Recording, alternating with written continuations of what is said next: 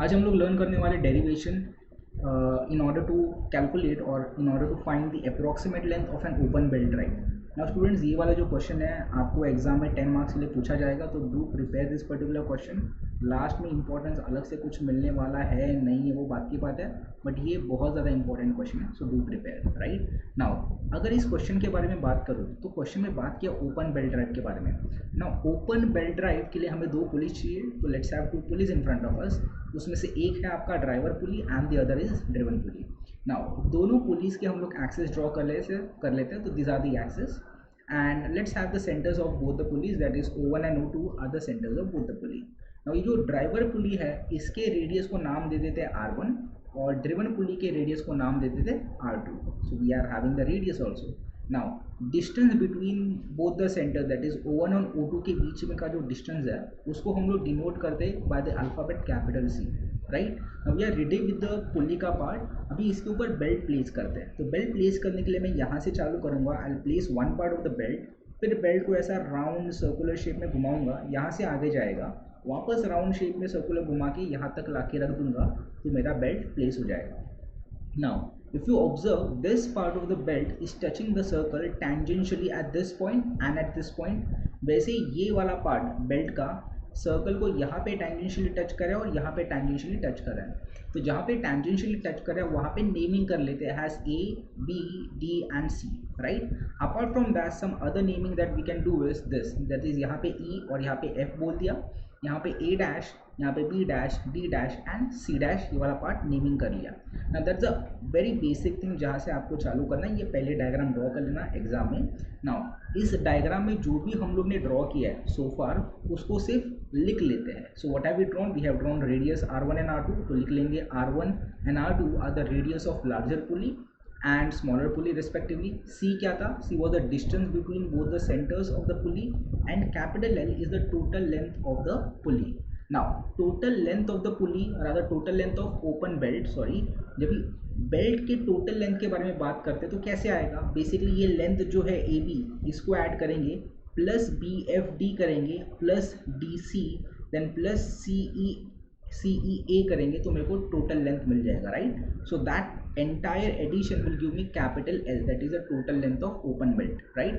now derivation का starting होगा एक सिंपल से कंस्ट्रक्शन के इस्तेमाल से, राइट। तो कंस्ट्रक्शन क्या था, फ्रॉम दिस सेंटर O2 हमें एक लाइन ड्रॉ करना है which is parallel to this line AB, right. ये लाइन AB जो है इसको एक पैरेलल लाइन ड्रॉ करना है, कहाँ से, from this centre O2 such that ये जो लाइन आएगा ना वो रेडियस R1 को परपेंडिकुलर भी होगा, मतलब AB के साथ पैरेलल होगा और OA1 के साथ 90 डिग्री का एंगल बनाएगा। तो वो वाला पार्ट लिख लेते हैं यहाँ पे O2 एंड ये वाला मैंने डायग्राम पे ड्रॉ कर लिया, ये वाला पॉइंट हो जाएगा मेरा G। So we have taken through O2 we have drawn O2G parallel to AB and perpendicular to R1. Now perpendicular है to R1 तो I can easily say this angle over here has to be 90 degree, right। तो इतना पता चलता है कि ये वाला एंगल 90 डिग्री है। ये रेडियस था और ये टैंजेंट की तरह काम कर रहा था and we know that radius is already perpendicular to tangent. Similarly यहाँ पे भी 90 डिग्री आएगा और रिमेनिंग एंगल के कारण ये वाला एंगल भी 90 बन जाएगा। और इसके जरिए हम लोग इजीली बोल सकते हैं कि this particular figure that is quadrilateral A, B, O2 and G is nothing but a rectangle, right. तो ये मेरे को पता चल रहा है कि ये एक रेक्टेंगल है, राइट। बहुत ज़्यादा इंपॉर्टेंट इन्फॉर्मेशन है। Now with this information what we can do is, अभी मुझे ये वाला पार्ट इन्फॉर्मेशन का पता है ना, फ्रॉम दिस इन्फॉर्मेशन मैं एक एंगल डिराइव ज़्यादा एंगल डिनोट करने वाला हूँ, that is this angle over here. इस एंगल को हम लोग लेने वाले अल्फा। ना what is alpha, alpha is the angle made by the tangent with the line joining the centres. ना आप बोलेंगे सर टैंजेंट तो AB है, जो correct, tangent is obviously AB। अगर टैंजेंट को मैं एक्सटेंड करूँ ऐसे पीछे एक्सटेंड करूँ तो कहीं ना कहीं ये सेंटर का जो लाइन है उसको एक्सटेंड करने के बाद यहाँ पे अल्फा क्रिएट करेगा, राइट। बट हमें पता है AB एंड ये वाला जो लाइन है बोथ आर पैरेलल, राइट। अगर ये दो लाइन पैरेलल है और दोनों के लिए एक कॉमन लाइन है तो ये अल्फा एंड ये अल्फा दोनों सेम होना चाहिए, मतलब because they are corresponding angles, right. तो यहाँ पे ये वाला पार्ट करने का ज़रूरत नहीं है, we can simply erase it because diagram के बाहर चला जाएगा और वो नेसेसरी नहीं, ठीक है। तो यहाँ पे एंगल ले लिया अल्फा। नाउ अगर ये एक एंगल अल्फा है, राइट, तो ये वाला एंगल भी अल्फा होगा एंड ये वाला एंगल भी अल्फा ही होगा, राइट ना। ये सिंपल ज्योमेट्रिकल मेथड से आ जाएगा. I don't want to get into detail of that, but if you people are having doubt do mention in the comments. मैं उसके लिए एक सेपरेटली अलग से वीडियो बना दूंगा, ठीक है. बट आई थिंक मेजॉरिटी आप लोगों को आ जाएगा, ज़्यादा कॉम्प्लिकेटेड पार्ट नहीं है, राइट. तो यहाँ पे what we are having is angle. कौन सा एंगल है? Angle GO2 O1, right, and we have taken that angle equal to alpha. So that is what we have got, that is alpha is the angle subtended by each common tangent. Now दोनों common tangent same angle alpha extend करने वाले हैं, but subtend करने वाले, we don't have to take both the sides. एक side करेंगे तो भी काम हो जाएगा, right. ये हो गया. Then what we need to do is we need to get the length for open belt drive as follows, right. तो अभी length of open belt drive मैंने क्या बोला था कि L, that is capital L, is nothing but addition of all the four parts. that is पहला वाला part था AB, तो यहाँ पे लिखेंगे L is equal to AB, right. Plus फिर बाद में ये वाला जो आर्क है ना, आर्क BFD का लेंथ, तो यहाँ पे लिखूंगा आर्क BFD, राइट. फिर बाद में ऑब्वियसली प्लस CD करना पड़ेगा, तो यहाँ पे प्लस CD करेंगे. And then we'll have to add the other part of arc, that is arc CEA. तो यहाँ पे लिखूंगा मैं आर्क CEA, राइट. इतना पार्ट हो गया. Now what we need to do is, it's a very simple part. देखो यहाँ पे इसी लेंथ को थोड़ा और अच्छे तरीके से लिख सकते हैं. कैसे ना, देखो मुझे पता है AB and CD both are the tangents to the same circle. If they are tangent to the same circles, मतलब ये O1 एंड O2 के जो सर्कल्स है, तो they have to be equal in length. मतलब अगर AB एंड CD का length equal हुआ तो CD के बदले में AB भी लिख सकता हूँ. AB और AB ऐड करेंगे तो मेरे को कितना मिलेगा? Twice of AB. तो यहाँ पे मैं लिखूंगा ट्वाइस ऑफ AB, राइट. ये इतना लिख लिया, ट्वाइस ऑफ AB. नाउ तो मेरा इसका काम हो गया, इसका काम हो गया. अभी हम लोग बात करते हैं सेकेंड लेंथ के बारे में, दैट इज लेंथ BFD. ये जो आर्क है BFD, उसके लेंथ के बारे में बात करते हैं. नाउ आर्क ऑफ लेंथ का फॉर्मूला होता है S is equal to R into theta, right. ये सबको पता है. नाउ ये वाले लेंथ के लिए, ये वाले आर्क के लिए रेडियस है R2, तो डेफिनेटली यहाँ पे R के बदले हम लोग लिखेंगे R2. एंड अगर मैं थीटा के बारे में बात करूँ तो this entire angle over here is the bigger वाला theta, right. That's a bigger theta. But what we can do is basically ये जो BFD है ना, आर्क BFD, इसको मैं दो पार्ट्स में डिवाइड कर सकता हूँ. कैसे? देखो ये BFD को I can write it as BF plus FD, right. Now ये BF and FD, can I say they are symmetrical about this particular line? अगर सिमेट्रिक है मतलब कैन आई से BF का लेंथ एंड FD का length equal होगा. अगर दोनों का लेंथ इक्वल होने वाला है तो दोनों को ऐड करेंगे तो वापस हम लोग को क्या मिलेगा? 2 टाइम्स ऑफ BF, या फिर आई can write 2 times of FD. Now यहाँ पे भी 2 है, AB का भी 2 था, तो मैं 2 कॉमन लेने वाला हूँ और ब्रैकेट डाल के यहाँ पे सिर्फ BF लिख रहा हूँ, राइट. यहाँ पे मैं सिर्फ लिख रहा हूँ arc BF. Let me just erase that part and write it again. यहाँ पे मैं सिर्फ लिखूंगा arc BF, right. That's done. Now if I'm focusing on arc CE, we'll come back to this particular part, that is जो r theta का part है वहाँ पे वापस आएंगे. पहले ये वाला एक पार्ट कर लेते हैं. arc CEA के बारे में बात करते हैं. Now arc CEA, if you see again this is symmetric about this axis. Symmetric है तो ये जो इतना लेंथ है ये वाला और ये वाला जो लेंथ है दोनों इक्वल होगा.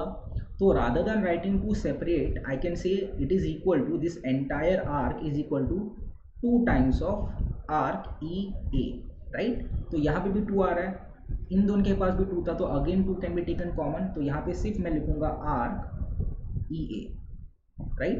And 2 is been taken common from everywhere. ये इतना पार्ट समझ में आ गया.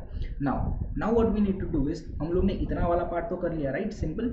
Now what we are going to do is AB के बारे में ना, AB का इन्फॉर्मेशन नहीं है कुछ ज़्यादा, पता नहीं उसका लेंथ कितना है, पता नहीं. If we are able to relate it with this, that is the distance between 2 centres और द रेडियस, हम लोग का काम आसान हो जाएगा. So what we'll do is we'll try to relate AB with this particular line, that is C, that is distance between center O1 and O2. अब ये कैसे करेंगे ना, मेरे को पता है कि ये क्वाड्रिलेटरल ABO2 and G ये रेक्टेंगल है. अगर क्वाड्रिलेटरल रेक्टेंगल है तो ऑपोजिट साइड्स इक्वल हो जाएगा.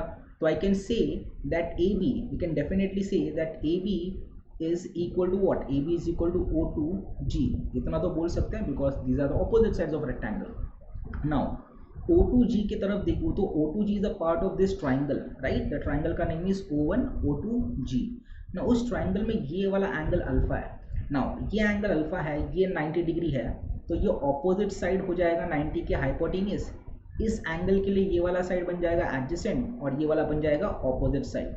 So if I am using cos alpha, अगर मैंने कॉस अल्फा इस्तेमाल कर लिया तो कॉस अल्फा क्या आएगा, एडजेसेंट साइड क्या है O2G, right, upon hypotenuse, hypotenuse क्या है O1 O2। ना O1 O2 के बीच में का डिस्टेंस किससे डिनोट किया, C से, तो नीचे लिखेंगे हम लोग capital C। Now therefore I can से O2G is nothing but what, C multiply by cos alpha, right. तो O2G का वैल्यू क्या मिल गया, O2G का वैल्यू मिला है capital C, that is the distance between the centres of the two pulleys into cos alpha, right. Simple, बहुत easy है। तो we are done. A B के बारे में हमें कुछ ना कुछ इन्फॉर्मेशन पता चल गया ना, ये पार्ट का ज़रूरत नहीं है, तो I just erase this part again so that we will have a clean slide और वापस भी इस्तेमाल कर पाएंगे इसको। Okay okay done. Now let's move further and try to get this particular value. Now देखो L is equal to 2 times of A B था, A B के बदले O2G एंड O2G के बदले C cos अल्फा लिख सकते हैं, तो I directly right C into cos alpha over here, simple. फिर बाद में बात करते हैं आर्क बी एफ के बारे में ना। आर्क बी एफ के बारे में हम लोगों ने क्या बात किया था, लेंथ ऑफ द आर्क का formula S is equal to R theta, R for this particular part is nothing but R2, तो R2 लिख लिया। अभी यहाँ पे एंगल के बारे में जब भी बात करेंगे ना, तो हमें पूरा एंगल लेने का जरूरत नहीं है, because we are only talking about this arc, तो ये आर्क जो है it is subtending this particular angle, right. Now ये कितना एंगल होगा, देखो ये पूरा एंगल 90 डिग्री है, पूरे में से ये अल्फा वाला पार्ट निकाल दो तो ये कितना बच जाएगा, ये बच जाएगा 90 माइनस अल्फा। 90 को हम लोग लिख सकते हैं pi by 2 and then minus alpha, right. तो यहाँ पे R2 के बदले बाजू में क्या आएगा, R2 के बाजू में आएगा R2 bracket pi by 2 minus alpha, right. ये किसके लिए था, आर्क बी एफ के लिए था, तो यहाँ पे लिखेंगे आर्क बी एफ के बदले will be writing R2, Radha पहले लिख लेता हूँ, एंगल लिख लेता हूँ पाई by 2 minus alpha multiply by R2, simple.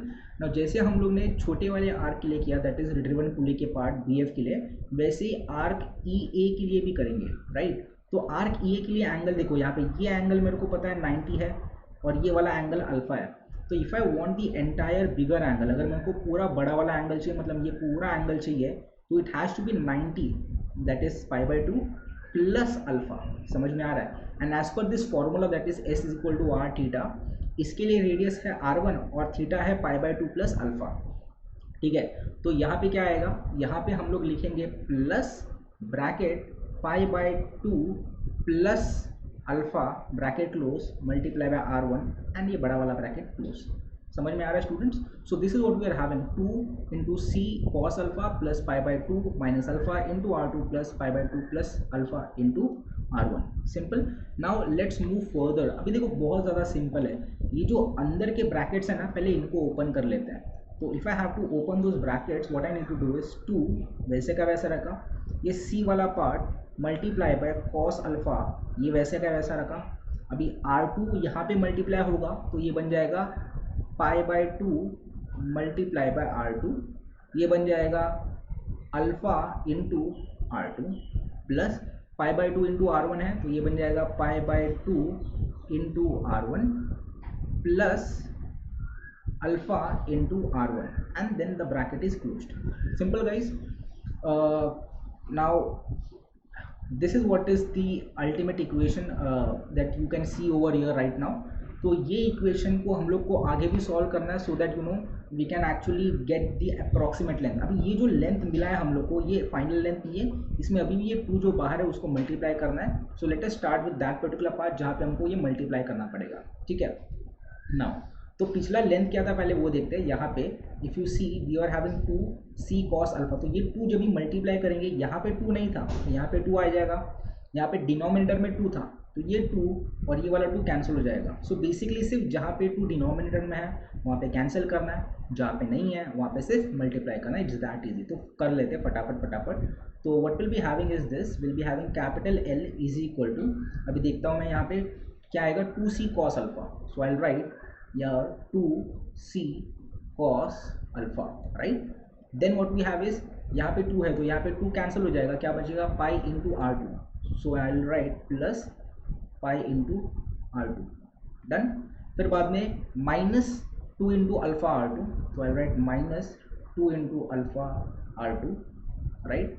Then वापस डिनोमिनेटर में 2 है तो कट हो जाएगा, क्या बचेगा सिर्फ pi r one, so plus pi r one, and then 2 यहाँ पे नहीं है तो 2 अल्फा आर वन, तो यहाँ पे आएगा plus 2 alpha R one, right students, simple. Now let's do the further part. अभी देखो आगे क्या करना है पता है, सिर्फ आपको इसको अरेंज करना है। What I am going to do is ये pi r two and pi r one इनको एक साथ अरेंज कर लेता हूँ, तो I write pi r one plus pi r two, arrange किया ताकि हम लोग कुछ कॉमन ले सके और ज़्यादा सिंप्लीफाई कर सके। उसी तरह मैं ये वाले टर्म को भी सिंप्लीफाई कर सकता हूँ, I can write 2 times of alpha R one minus 2 times of alpha are two, right, and then last में जो बच जाता है उसको वैसे लिखते ले, that is 2c into cos alpha, right. इसके बाद वाले पार्ट में what we can do is we can take pi common from this particular part, तो यहाँ से पाई कॉमन आ जाएगा, ब्रैकेट में बचेगा आर वन, यहाँ पे आर टू, यहाँ से 2 अल्फा कॉमन ले सकते हैं, तो I write plus 2 alpha bracket r one minus r two, right, plus 2c cos alpha वैसे के वैसे रख देंगे, तो यहाँ पे जो 2c था वो वैसा ही रहेगा एंड कॉस अल्फा भी वैसा ही रहेगा, तो 2c multiply by cos alpha, simple guys. ये जो इक्वेशन आपको दिखाई दे रहा है this is the actual length, ये क्या है एक्चुअल बेल्ट का, अगर आपको एक्चुअल लेंथ कैलकुलेट करना है तो ये वाला फॉर्मूला आप लोग इस्तेमाल कर सकते हैं ना। इसमें if you observe we are having C, now C तो हम लोग डिसाइड करेंगे कि बॉस 2 पुलिस के बीच में कितना डिस्टेंस चाहिए, और व्हाट अबाउट अल्फा, अल्फा हम लोग खुद डिसाइड नहीं कर सकते तो हमें कैलकुलेट करना पड़ेगा। So in order to calculate alpha हमारे पास एक सिंपल सा फॉर्मूला है, let's focus on that particular formula. ना इफ यू सी अल्फा हम लोग ने यहाँ पे ड्रॉ किया था, राइट। नाउ अल्फा ये ट्राइंगल का पार्ट है, that is triangle O1 G and O2, ठीक है। मेरे को सी पता है और मेरे को दोनों रेडियस का दोनों पुलिस का रेडियस पता है, तो I need to find alpha only by using C and the radius of both the pulleys. तो what I am going to do is observe, ये वाले ट्राइंगल में ये जो हाइपोटेनियस साइड है ना वो तो इस्तेमाल करेंगे which is C, right, but ये जो साइड है ना GO2 वो कर नहीं सकते बिकॉज उसके बारे में हमें कुछ पता नहीं है, तो हमें सिर्फ ये वाला साइड इस्तेमाल करना पड़ेगा, दैट इज O1G। ना O1G कैसे निकालेंगे, देखो बहुत ज़्यादा सिंपल है, ये जो रेड कलर का लाइन है that is nothing but R1, right. मेरे को पता है ये जो क्वाड्रिलेटरल ABO2G है वो रेक्टेंगल है, रेक्टेंगल का मतलब ऑपोजिट साइड्स इक्वल हुआ, तो आई कैन से R1 सॉरी नॉट R1, ये जो R2 का डिस्टेंस है ये वाला, और ये इतना सा part, let me use a different colour for this, okay let's use this colour, और ये वाले जो पार्ट है ये दोनों भी R2 होगा, मतलब ये वाला पार्ट कितना हो गया, ये वाला पार्ट R2 हो गया। अभी रेड वाले में से अगर मैं ब्लू वाला पार्ट सब्ट्रैक्ट कर दूँ तो मुझे ये वाला पार्ट मिल जाएगा, which let's say I am using और highlighting by using a green colour, तो जो ग्रीन कलर का पार्ट है that is nothing but R1 minus R2, right ना। अगर मेरे को हाइपोटेनियस और ऑपोजिट साइड को इस्तेमाल करना है तो I have only one trigonometric function that is obviously sine, so by using that trigonometric function I can say sine alpha is equal to what, opposite which is nothing but R1 minus R2 upon hypotenuse that is C, समझ में आ रहा है। सो ये वाला मिल गया हम लोग को अल्फा का साइन अल्फा, बट हमें कैलकुलेट करना है अल्फा, तो alpha will be equal to what, alpha will be equal to sine inverse of bracket R1 minus R2 upon C, समझा स्टूडेंट्स। नाउ ये हो गया आपका एग्जैक्ट लेंथ, ये जो फॉर्मूला है दिस पर्टिकुलर फॉर्मूला ये आपको किसी भी बेल्ट ओपन बेल्ट ड्राइव में एग्जैक्ट लेंथ का वैल्यू देगा, बट हमें कैलकुलेट क्या करना है, अप्रॉक्सीमेट लेंथ। अप्रॉक्सीमेट लेंथ क्यों, बिकॉज ये अल्फा जो होता है ना नेसेसरी नहीं कि हमेशा हम लोग को एग्जैक्टली ये फॉर्मूला से मिले, व्हाट इफ द अल्फा का value is very very small, और वो कभी होगा अगर ये 2 पुलिस में का डिस्टेंस अगर बहुत बढ़ा दिया हम लोग ने, right, if we are increasing the distance between the 2 pulleys by a larger amount and दोनों पुलिस का रेडियस भी बहुत छोटा है, तो इन दैट केस जो अल्फा है वो बहुत छोटा हो जाएगा। In that case we can say जो साइन अल्फा है ना, साइन अल्फा को अप्रोक्सीमेटली हम लोग अल्फा पे लिख सकते हैं तो भी चल जाएगा। अगर हम लोग ने वैसा किया तो जो फॉर्मूला था ना ये फॉर्मूला कम होके सिर्फ ऐसा हो जाएगा, we can write alpha is equal to R1 minus R2 upon C, समझ में आ रहा है। और लेट्स से इस इक्वेशन को बोल देते हैं हम लोग इक्वेशन नंबर 1। तो ये इक्वेशन से क्या मिला, if we are considering alpha has very very small, तो I can write sine alpha has alpha, and alpha का फॉर्मूला बन जाएगा R1 minus R2 upon capital C, और उसको हम लोग ने ले लिया equation number 1। So I hope आपको इतना समझ में आ गया। Now let's get back to the main part of the question. Now अभी हम लोग क्या करने वाले, हम लोग को जो अल्फा का वैल्यू मिला था उसका इस्तेमाल करके, अभी देखो ये वाला जो इक्वेशन में अल्फा का वैल्यू पता चल गया अल्फा क्या है, राइट, बट ये वाला जो टर्म है कॉस अल्फा वो नहीं पता। So will try to calculate cos alpha. कैसे? नाउ हमारे पास तो साइन अल्फा है, राइट, साइन अल्फा का वैल्यू था R1 minus R2 upon C, right. हम लोग ट्रिग्नोमेट्रिक का सबसे बेसिक आइडेंटिटी इस्तेमाल कर सकते हैं, that is, and the basic identity of trigonometry is sine square theta plus cos square theta is equal to 1। इसके हिसाब से I can say cos theta is nothing but equal to under the root of 1 minus sine square theta. समझ में आ रहा है? अभी इसी चीज़ को मेरे को अल्फा के टर्म्स में लिखना है, तो I can write cos alpha is equal to under the root of 1 minus sine square alpha, right. Now ये जो रूट वाला पार्ट है ना, उसको I can also write it this way, 1 minus sine square alpha whole raise to 1/2। ये समझ में आ रहा है स्टूडेंट्स? बहुत सिंपल है। Now what we need to do is a very simple part. देखो अभी ये जो फॉर्मूला है ना 1 माइनस, ये it looks very similar to a binomial expression, जो हम लोग ऐसे लिख सकते हैं 1 minus x the whole raise to p upon q, राइट। अगर मेरे को इसको एक्सपांड करना है तो उसके लिए एक बाइनोमियल एक्सप्रेशन का फॉर्मूला है, जो फॉर्मूला याद नहीं होगा तो चलेगा, बट पता होना चाहिए कि कैसे अप्लाई किया करके। तो इस फॉर्मूला का अगर मेरे को आंसर लिखना है तो वो मैं यहाँ पे लिख रहा हूँ। The answer will be this way. पहले लिखेंगे 1 minus p upon 1 factorial, p मतलब जो ऊपर वाला पार्ट है वो लिखेंगे, ब्रैकेट x अपॉन q, ये वाला पार्ट पहला था। फिर बाद में लिखेंगे वापस प्लस p अपॉन 2 फैक्टोरियल, फिर बाद में x अपॉन q का स्क्वायर, फिर बाद में माइनस, और फिर p upon 3 factorial x upon q the whole cube, ऐसा करते करते लिखेंगे, राइट। तो ये बेसिक फॉर्मूला है बाइनोमियल एक्सपांशन का। नाउ हमें ये पूरा फॉर्मूला याद रखने का ज़रूरत नहीं, हमें सिर्फ इसका एप्लीकेशन पार्ट चाहिए। तो मैं क्या करने वाला हूँ, अभी मेरे लिए x is nothing but this, मेरे लिए x क्या है, साइन अल्फा है, मेरे लिए p का वैल्यू इक्वल टू 1 है एंड q का वैल्यू इक्वल टू 2 है। तो ये वाले फॉर्मूला में मेरे को cos अल्फा का वैल्यू चाहिए, तो I can say cos alpha is equal to what, 1 minus p क्या है मेरा 1, तो 1 का फैक्टोरियल 1 आता है, फिर बाद में x अपॉन q, x मतलब मेरा साइन स्क्वायर अल्फा है, तो I write sine square alpha, q का वैल्यू कितना था 2, तो यहाँ पे q का वैल्यू डाल दिया 2, फिर बाद में प्लस p का वैल्यू वापस 1 आएगा अपॉन 2 फैक्टोरियल का वैल्यू 2 आ जाएगा, फिर बाद में वापस यहाँ पे आएगा sine square alpha which is x upon 2 the whole square, and dot dot dot dot आगे आते जाएगा। नाउ इफ यू ऑब्जर्व 2 का स्क्वायर नीचे आ जाएगा 4 2 सा 8। नाउ ये साइन स्क्वायर का जो साइन का मैक्सिमम वैल्यू ही 1 होता है, अगर उसको मैं 1 से डिवाइड कर लूँ, अगर उसको मैं 8 से डिवाइड कर लूँ तो वो बहुत ज़्यादा छोटा पार्ट हो जाएगा। तो हम लोग क्या करने वाले हैं कि जो लास्ट ये वाला पार्ट जो है, ये वाला जो पार्ट है ना, इसको हम लोग निगलेक्ट कर सकते हैं, बिकॉज वो बहुत ही ज़्यादा छोटा होने वाला है, और इसके ऑब्वियसली इसके आगे वाला पार्ट भी और ज़्यादा छोटा होगा, तो वो भी कंसिडर करने का ज़रूरत नहीं है। तो all we have to consider is this part जो मैं अभी यहाँ पे लिख रहा हूँ। So if you can see this is the only part that we are concern with, और कुछ लिखने का ज़रूरत नहीं है। समझ में आ रहा है, राइट। ना आगे बढ़ने का ट्राई करते हैं। नाउ वी नो दैट, हम लोग ने क्या बोला है कि अल्फा बहुत छोटा है, और जब भी अल्फा छोटा होता है we can take sine alpha equal to alpha. तो यहाँ पे we can say cos alpha is equal to 1 minus 1 upon 1 हो जाएगा, ये 2 है, तो I write 1 upon 2 sine square alpha के बदले सिर्फ अल्फा स्क्वायर लिख लेंगे, राइट। इससे हुआ क्या, इससे मुझे कॉस अल्फा का भी वैल्यू मिल गया। Now if you try to recollect, यहाँ पे हमें कॉस अल्फा का वैल्यू पता नहीं था, तो अभी हमको कॉस अल्फा का वैल्यू पता चल गया। समझ में आ रहा है। Now let's say this is your equation number. अच्छा, इसमें और ज़्यादा क्या कर सकते हैं, अल्फा का वैल्यू भी है हमारे पास, राइट। अल्फा का वैल्यू क्या मिला था, R1 minus R2 upon C, so we can use that particular value, ठीक है। सो यहाँ पे आगे ऐसा कर सकते हैं, we can write 1 minus 1 upon 2 bracket में R1 minus R2 upon 2 the whole square. This is what we can do. And let's say this is your equation number 2. तो इक्वेशन नंबर 1 में हमको अल्फा का वैल्यू मिला था, equation number 2 में हमें cos alpha का वैल्यू मिल गया, राइट.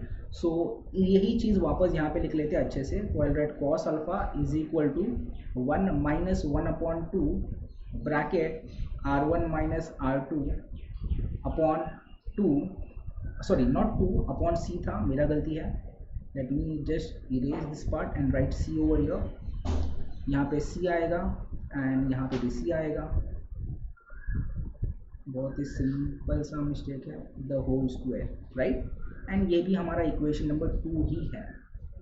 नाउ अभी क्या करेंगे?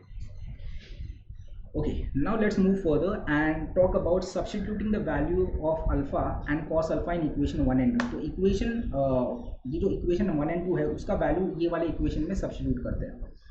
अभी वो कैसे करेंगे देखो. Just guys just observe what I am going to do. ध्यान देना क्या करने वाला हूँ मैं. ये जो L है ना, उसमें जो हमको इक्वेशन 1 और 2 के हिसाब से वैल्यू मिला है वो सब्स्टिट्यूट करूँ. तो I write pi bracket R1 plus R2, right. ये अपना ओरिजिनल लेंथ था, आई एम श्योर आपको याद रहेगा, प्लस 2 इंटू अल्फ़ा. अल्फ़ा का वैल्यू क्या मिला था हमें? अल्फ़ा का वैल्यू मिला था bracket R1 minus R2 upon C, बराबर है. फिर बाद में यहाँ पे ये वाला पार्ट है वापस R1 into R2, that is R1 minus R2. तो I right R1 minus R2, ये लिख लिया.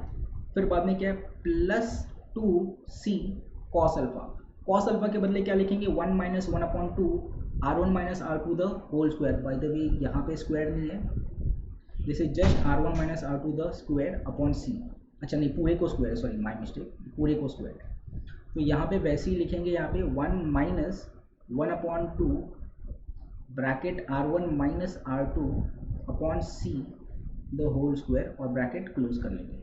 समझ में आ रहा है? तो जो हम लोग को इक्वेशन मिला था ओरिजिनल लेंथ का, उसके बदले हम लोग ने अल्फा एंड कॉस अल्फा का वैल्यू सब्स्टिट्यूट कर लिया. अभी लास्ट वाला पार्ट बहुत इजी है, सिर्फ आपको सिंप्लीफाई करना है और कुछ नहीं करना है. नाउ सिंप्लीफाई कैसे करना है ध्यान देना यहाँ पे. Now just focus on how I am going to simplify. I write capital L is equal to pi R1 plus R2. इसको मैंने चेंज नहीं किया, इसको ऐसे ही रखा, plus R1 minus R2 into R1 minus R2 will become R1 minus R2 the whole square. तो ये आ जाएगा 2 bracket R1 minus R2 the whole square upon C. Simple. अभी प्लस 2C. अभी देखो जब भी 2C अंदर जाएगा इसके साथ मल्टीप्लाई होगा तो सिर्फ बचेगा प्लस 2C. यहाँ पे जाएगा तो यहाँ पे 2 और ये 2 कैंसिल हो जाएगा.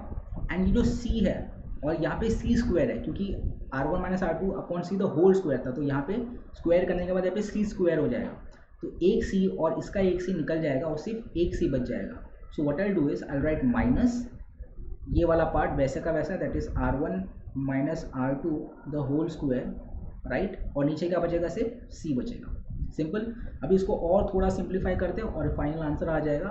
So I can say capital L is equal to pi R1 plus R2 plus, अभी देखो यहाँ पे 2C के साथ और कुछ नहीं कर सकते तो 2C वैसे का वैसा लिख लेते हैं.